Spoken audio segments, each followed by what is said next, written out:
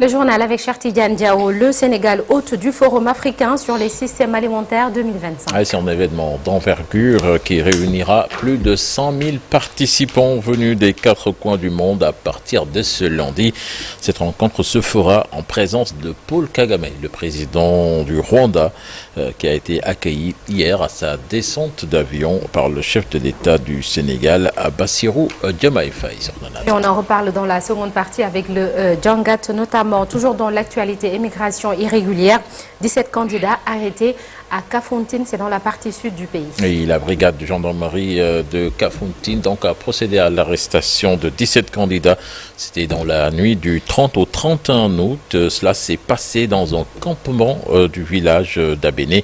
Parmi les personnes arrêtées, on compte 11 Sénégalais, 3 Gambiens, un Bissau-Guinéen. Cette arrestation fait suite à une autre interception de 34 candidats à l'immigration irrégulière à Kafountine. C'était à la semaine dernière. Autre aspect de l'actualité, la colère à Terme Nord. Les populations qui se sont rassemblées pour dénoncer ce qu'elles qualifient d'accaparement de leur foncier par des particuliers. Selon elles, leur quartier situé derrière l'aéroport Léopold Sédar Senghor devait connaître une extension. Cependant, depuis des années, des individus continuent d'imposer leur force en s'appropriant leurs terres. Ces habitants appellent à l'aide le chef de l'État, le Premier ministre, entre autres. Écoutons l'un d'eux, interrogé par Alassane Ba et Yaya Diallo.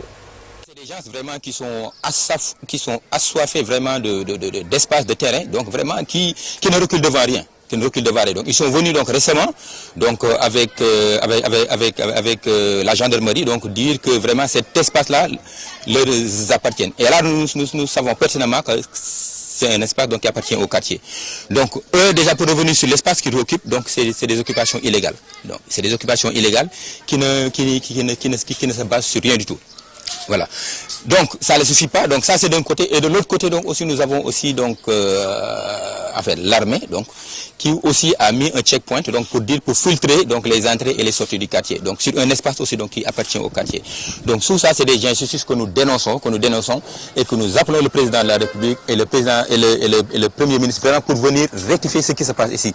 Parce que vraiment il y a tellement de choses à dire dans ce quartier que vraiment voilà. Donc on appelle donc au Djoubol et au Djoubanti. Donc nous demandons au président de la République, nous demandons au Premier ministre de venir nous soutenir et de vraiment rectifier ce qui se passe ici.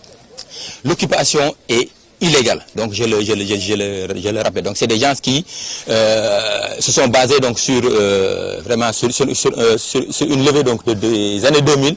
Donc ils ont fait une extension et qui se base sur rien du tout.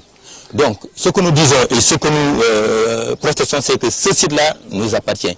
Et nous ne le quitterons pas. Nous ne laisserons à personne mettre une brique ici, dans cet espace. Vive tension à la frontière sénégalo-bissau-guinéenne. Plusieurs villages qui se situent le long de la frontière entre les deux pays ont largement dépassé leurs limites. Les populations de ces villages déplacés de retour depuis les derniers ratissages de l'armée sénégalaise pilotée par le général Kandé n'ont plus de terres cultivées. Elles interpellent les autorités sénégalaises. Explication dans cette correspondance signée Bakary Konté. Ces dernières années, beaucoup de villages déplacés de la Casamance retournent petit à petit au bercail, mais ils sont confrontés à un problème de terre pour cultiver et nourrir leur famille, car les Bissau-Guinéens ont dépassé les limites de la frontière. Nous nous sommes déplacés depuis la guerre de la délibération de la Guinée-Bissau. Presque c'est 1971-1972 que ce village-là s'est déplacé. Voilà, vu les obus qui traversaient les frontières. Maintenant, les autorités locales ont ordonné à ce que ces villages-là se déplacent parce que les obus ont traversé les frontières. On est parti comme ça. Maintenant, nous avons vu que vraiment il y a l'accalmie et c'est comme ça que le conflit casamassé aussi est venu. Maintenant, vu que nous avons vu vraiment qu'il y a l'accalmie, on est retourné dans notre village natal qui est Senghor Bafata. Mais nous, arrivés ici, nous avons trouvé presque les Guinéens ont utilisé tous nos terres. À l'heure où je vous parle comme ça, nous sommes là depuis novembre 2017, mais jusqu'à nos jours, nous, on ne cultive pas.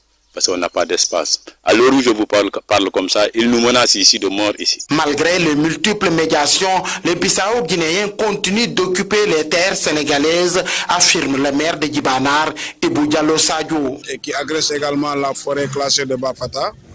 Malgré toutes les tentatives de médiation, nous avons rencontré les autorités bissau-guinéennes.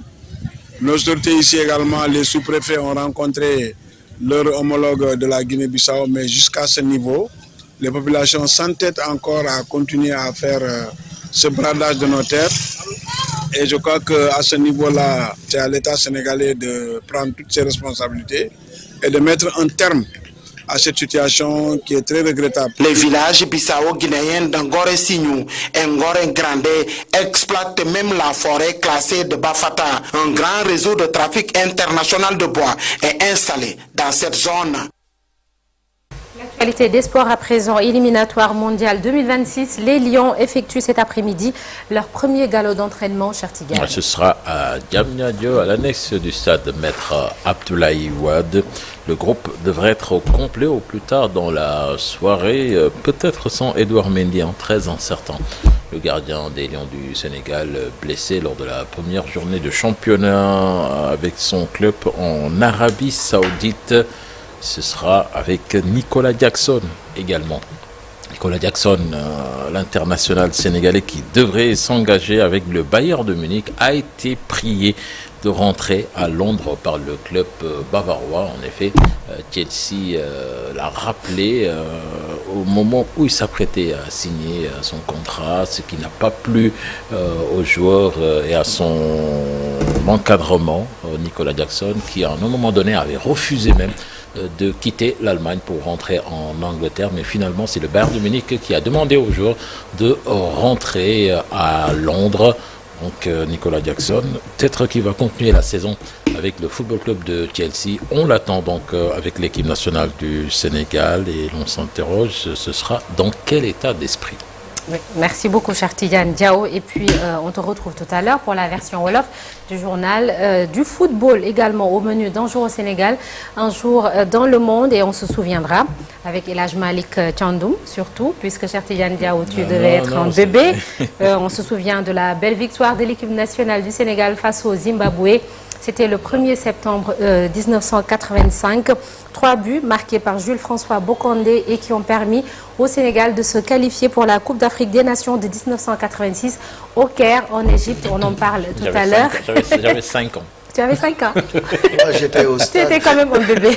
Moi, j'étais au stade. Qui n'était pas né. Du tout. Alors, cher Kia et moi, on ne parle même pas. Alors, assurez également ce lundi de quoi est-il le nom et direction la partie sud du pays pour l'histoire et la géographie d'une localité qui se trouve dans la région de Sédhiou. Et nous serons avec Bakary Conté, la revue de presse. C'est l'affaire de Cher Diop et la météo du jour également. Le tout dans la première partie. Tout de suite, l'actualité internationale.